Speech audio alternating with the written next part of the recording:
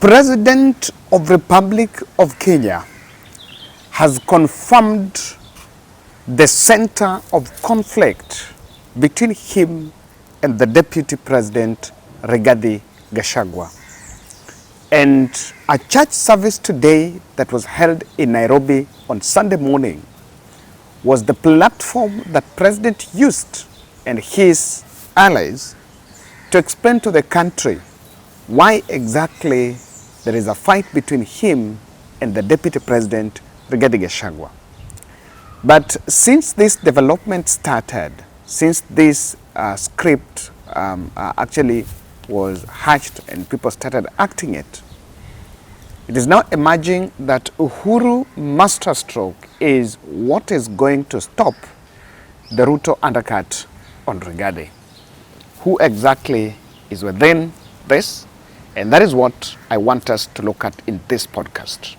But before we look into those details, I am reaching out to you and reminding you about the Kilifi project that we are finishing. That's why I had to come back to Kilifi just to ensure that this project is completed. We only run a deficit of 15,000. So I think if we can be able to get 15,000, we'll be able to finish this project. We've been building the houses, the 4 new houses for the elderly in this place. We had built 2, so we were in the next 2 that are already being built. And so what really we would want to do is just to purchase some mattresses and the beds for them as we hand over the houses officially after they are done. And you can do, I think if you do 100 bob challenge, 100 bob challenge, how many people will be able to, if 100 people, not 100 people, 15,000 divided by 100, that is how much? 150? Yes, 1,500, 1,500 people. We are already 90,000. So we are 85,000. So out of it, if 1,500 people can donate 100 shillings, yeah, by tomorrow morning we shall have 15,000, and I believe that it will go in that way. So kindly contribute anything you can get, and I believe the 50, 100, 500, I believe that we'll be able to achieve the 15,000 deficit. Now, I just want to, for those maybe are listening to this for the first time, we had been here doing this project for the last 2 weeks, and there were elderly in Gongoni, women in Gongoni who are getting support from a former military officer who also fell ill, and now they were left. He could not continue helping them. So that's why I had to chip in so that they can also get a bit of that support. And we did the first phase intervention of repairing some of the houses, and then we also did some food donation. Then I went back, so that's why I came back. Now we are building 4 fresh new houses. This is the inaugural program of Granny Care. Now, straight to this. The church service in Nairobi, I would want you to listen to speeches from the president and Kimani Ichung'wah. Those 2 speeches on what the president said, the things president said, and he was referring to that German project, but he said the Kenyans who don't believe in him. I want you to listen to that. Kwa sababu unajua kuna tofauti mkubwa kwa wale watu wanatembea kwa imani, because there is a world of a difference. You know, watu wengi saa zingine wanakosa kunielewa.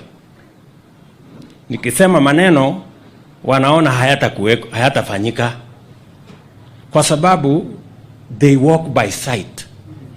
The rest of us walk by faith. There is a world of a difference between those who walk by sight and those who walk by faith. And that is the difference between me and many of the leaders who talk too many things. But tutawaweka mtaratara pole pole mpaka watatuelewa. Hiyo story inaambatana na vile rais amepitia mambo mengi, amepata uchumi that is a wreck, like that shipwreck, But just as he's about to now settle down and start warming Kenyans, nyoka anakuja anajifungilia kwa mkono, anamrudisha nyuma. Rais, unajua wewe umeitwa majina mengi, sitaki nirudie yengine hapa isisemekane ni mimi nimekubatiza, lakini kutoka Zakayo umeitwa na ukakubali, in order to get us to the show safely. Pia rais, unajua hivi majuzi, just like our bishop has told us, even from fellow countrymen and even people in your team that you work with, you have been christened as a cunning hare, ambaye ameuliza mwenzake waende wakachape mabibi zao, na sisi wengine tukaitwa hyenas. Unajua wengine tumeitwa barking dogs and you're the dog owner. But I want to tell you, Excellency, take heart. Haya mambo yote, yale majina yote utaitwa, yale matusi yote utatukanwa, just get this country to the shore safely. Because if you trust in God, and the Lord that has gotten you to where you are and gotten our country to where we are, will deliver this country and get us to shore safely, and we'll be a safe and prosperous nation. Don't be afraid. Shake off the snake. That viper on your hand, Your Excellency, the viper, the snake in your government, please shake it off. Shake it off, Your Excellency. Shake it off, not for your own sake so that it doesn't bite you. Shake off the snake on your hand so that your hand may do what the Lord purposed that hand to do, to deliver our country safely to the shore. Kwa hayo mengi, Mungu awabariki. Now, these two speeches, the president and Kimani Ichung'wah were targeting the deputy president, Rigathi Gachagua, because there is something that DP said in Kayole, and it's what rattled Ruto. And he said that for him, he cannot promise things he cannot deliver. Remember, that is one of the things that has riddled. Those are some of the issues that has riddled Ruto administration.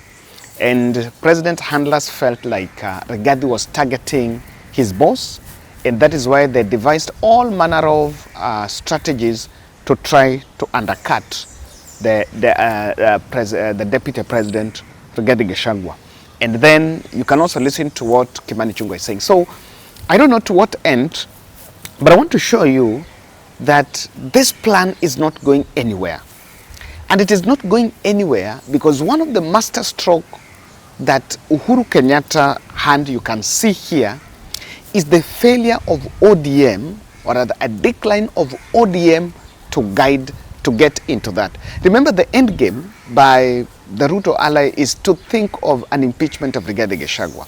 Now, there have been every attempt on that, but ODM is pulling out of this. I want you to look at today. Sakaja was in that church service, and Sakaja is at pains to tell the president that no one should tell him that opposition in Nairobi are not part of it, or rather the meeting in Nairobi, the meeting that was supposed that ODM called in, that Ruto called in status ODM MPs, and the ODM MPs declined. And listen to what Sakaja said. And in fact, Sakaja was responding to what Sifuna had said in Citizen TV. Your Excellency, tumekuona ukitembea Kenya mzima. Umeenda Western, unakutana na viongozi, unawachia mazuri. Unarudi Nairobi unalala. Kesho unaenda Central, kata leo unarudi Central, unakutana na viongozi, unawachia mazuri, unarudi Nairobi kazi. Viongozi wa Nairobi tunataka mkutano na wewe. All our MPs, all our MCAs, because sisi ndo tulilaunch broad-based. Broad-based ilianza Nairobi. Ukiona watu kama Robert Alai yako hapa, kina Nixo, Oscar Lore, mimi vile tuliingia hivi nikasema wacha nifanye kazi na Azimio na Kenya Kwanza, because we are one people.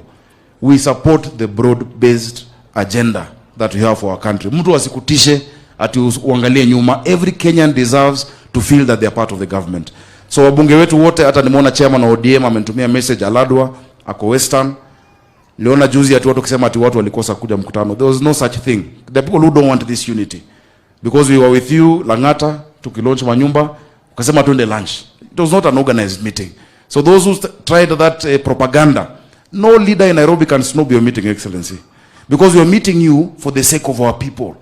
Our 5 million, Nairobi tuko milioni 7 mchana, milioni 5 usiku. You know? Because wengine wanaenda kwa Ishungwa, wanaenda Syokimau, wanaenda Ukambani. We have many issues that we want to discuss. So please utupatie time. Mimi kama governor na kushukuru juu umenishikilia mkono. There's so much that we are doing that is courtesy of the president. Hii wiki ambayo inakuja, in fact in a few days, because we've discussed with you, shida ya maji ambayo imekuwa Nairobi inaenda kukamilika.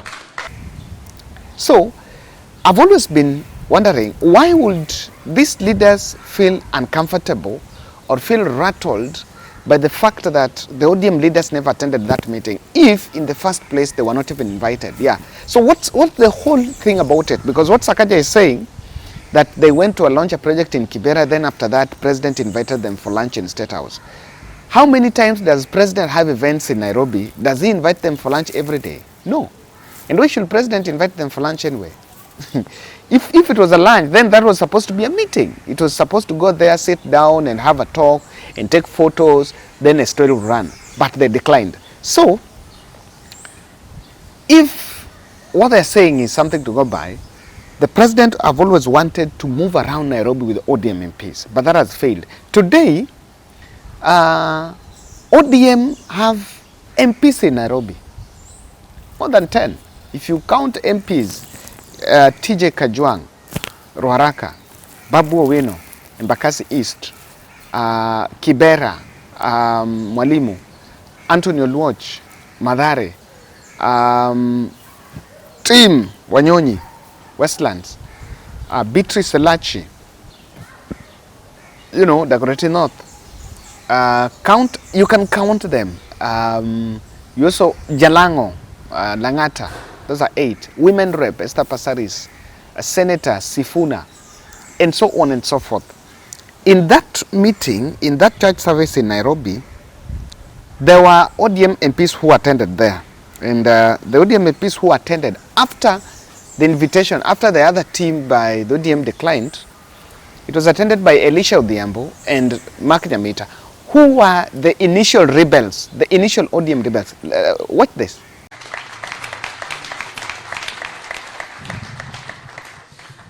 Asante Governor, Your Excellency, our President, Bishop Njiriri na kanisa hamjambo. Yangu nimepewa dakika moja kuwajulisha wabunge tulioko ambao wameandamana na rais, na tuko na senator wetu nominated wa Nairobi, Senator Karen Nyamu.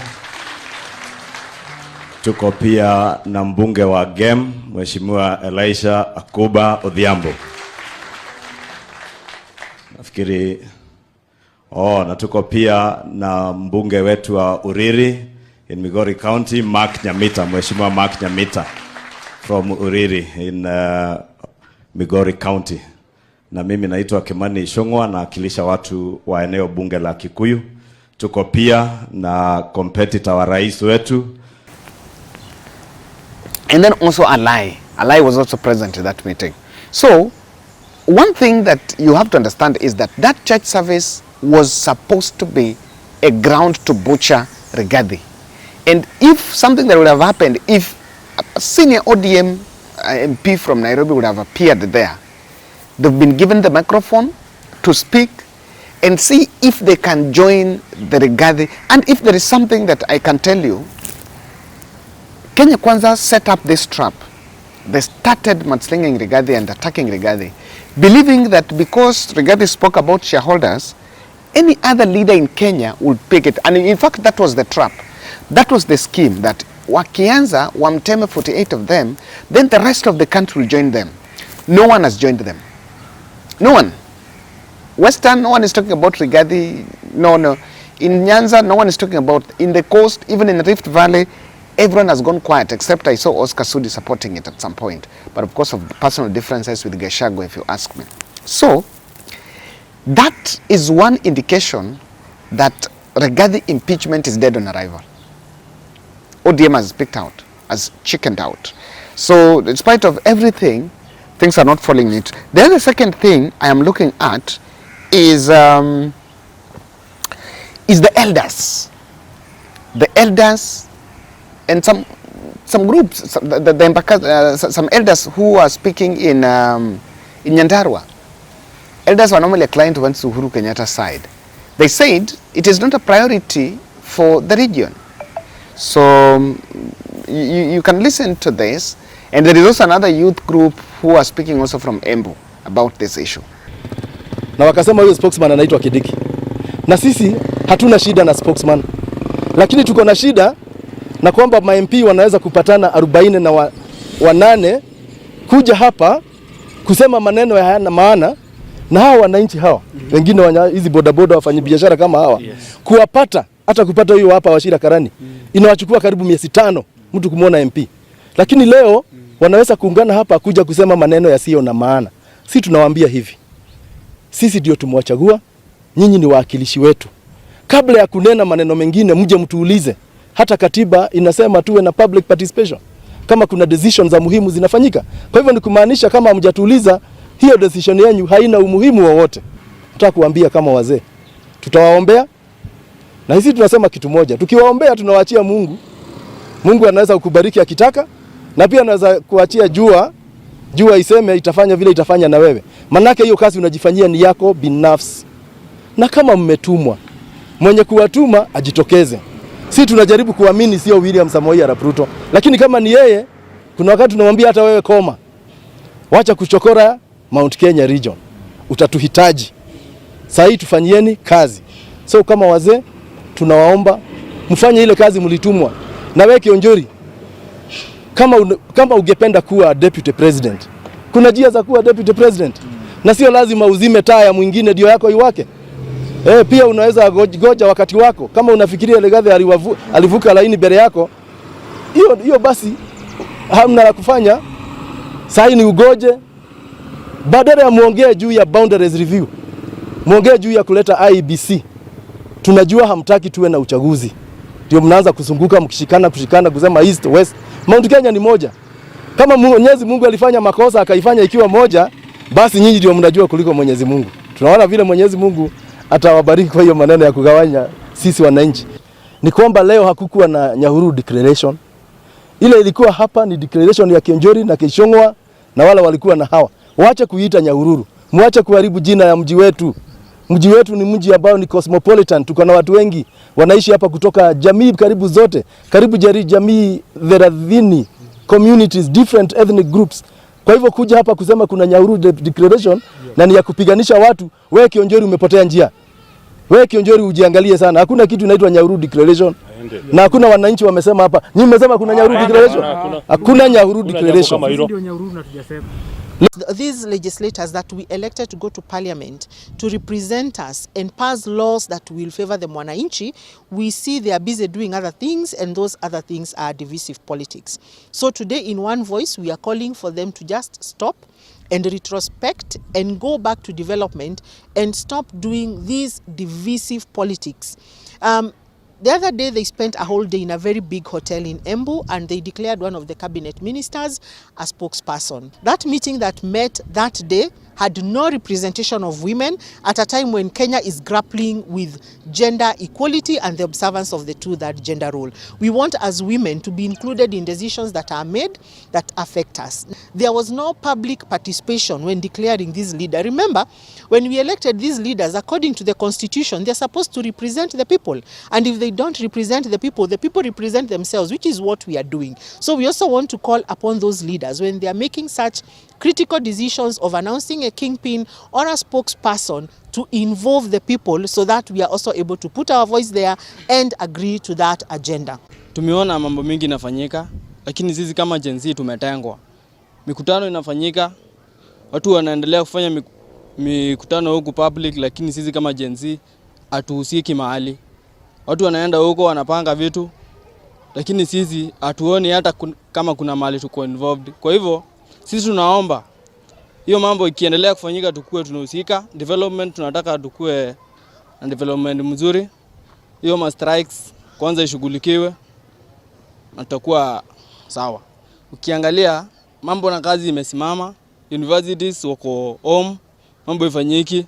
Tunaomba kwanza kuliko kuendelea na mambo ya siasa, tunaomba mambo ya development iendelee kwanza na tutafurahia. As youth were not well represented, and kuna maendeleo, kuna vitu wanapanga kuendelea instead of wanafanya maendeleo. We as youth tunataka pia tukue included. this is not the time for them kukuwa nafanya siasa. It's time ya wao kuwa nafanya kazi. We as youth wakuwa natuita pamoja, wanatuongelesha, wanatuambia what next, kama ni strikes kukuwa hakuna strikes, kama wako pamoja wafai kukuwa united. So even Ruto and his team initiated what would look like an impeachment on Rigathi, but it's not the country is not buying in, and it's actually falling flat. And it's simply not because they are doing a bad thing. It is simply not a priority for this country. And I said it from day one when I was when the first I started analyzing this thing. The country is talking about serious issues, serious things that really we need to look into. But a clique of leaders have been moving around, facilitated. I understand that there have been money. You know, they're given allowances on how they're going to travel to those areas. They're given some stipend. Someone was saying some 300,000 each. I don't know something. That money, instead of because the truth is, 48 MPs to be mobilized, including MPs from Nyeri County. That mobilization or that teams, 48 MPs from Mount Kenya, cannot be convinced to support such a motion without the support of the President of the Republic of Kenya, William Ruto. Rigathi knows that, you know that, and we all know that. It is not logical and it is not very possible for Kimani Ichung'wah, a majority leader, to be able to convince 48 MPs to support impeachment motion against Rigathi Gachagua. It is not. Everything has been coordinated, and look at the level of confusion around it. It started with Mount Kenya East saying we endorse Kindiki.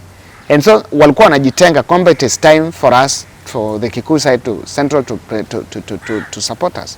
Then when they realized there was a division cut in it, then the other MPs from this other side, 48, also met and convened another meeting saying they support Kindiki, so that they are also not seen as running a disunity card. But I want to look at it this way. Uhuru stand will emerge as the voice, because if there is something that the country is saying is it's not a priority, and Ruto is sowing the seed of disunity. I was just reading a story that after the 1978 Moi transition, when we took over from Kenyatta, the first thing that Moi did, Moi used Attorney General Charles Njonjo and his Interior Minister JJ Kariuki to crush the Kikuyu mafia. And it was a strategy to ensure that all the Kikuyus that were hanging around Jomo Kenyatta could not move anymore. So they were crushed. There was even these clubs, even these tribal clubs. Gor Mahia was renamed Gulf something Ranger. I wish that would have remained. There was that AFC that was called AI Football Cooperative instead of Abaluya Football Club. So there was a strategy that they tribalized the country. All the tribal organizations, Kikuyu, Gema, all were crushed by stroke of a pen, because he realized that he could not lead the country in that way. Even at the time that he wanted to demote, to fire Mwai Kibaki as his vice president in the run-up to the 1988 general election, things did not, he had to use same Kikuyus. He had to use Kikuyus to crush, even Josephat Karanja. They had to use fellow Kikuyus, and analysts, observers are saying it is the same script of the decade-old script that William Ruto is using. But I'm glad this time the country is not so much gripped on tribal lines. We are starting to outgrow that line of thought, and people are now looking at things differently. Now, why this is going to fall flat is what I want us to narrow down into. The division deflates both Kindiki and Rigathi. Someone might think that he is demeaning Rigathi and elevating Kindiki. In fact, both of them are getting deflated. And if there is a voice that will come, it's the voice of Uhuru Kenyatta. This is the time that if Uhuru Kenyatta will come and say that the Mount Kenya region needs to speak as a union, as a unit, it will gain more sense. And if Uhuru decides to back Rigathi, then that's the end of Kindiki and the Ruto shenanigan. If you look at that Mount Kenya spokesperson shenanigan, I've been asking what that spokesperson, what special powers or special qualification of that spokesperson or that link that Mount Kenya needs if they all have access to the president. Now, the alternative voice will emerge, and I've seen Kalonzo Musyoka trying to get entry there. And if the region will emerge around a need to walk out from Ruto, it will be a rallying call. It will get traction because coupled with the fact that Ruto has not delivered, even for that region, the country or the region will start thinking otherwise. The other thing that Ruto and all of them, probably they know, but they're just assuming is Mount Kenya votes on sympathy. There are a number of people that are now sympathizing with the deputy president regarding Gachagua. There's that sympathy on the DP. So if that will continue, they will have to look at it differently. And the more people will continue to sympathize with Rigathi, it will be totally different. So ladies and gentlemen, that is my take, and let's meet in the next. I believe it is dead on arrival.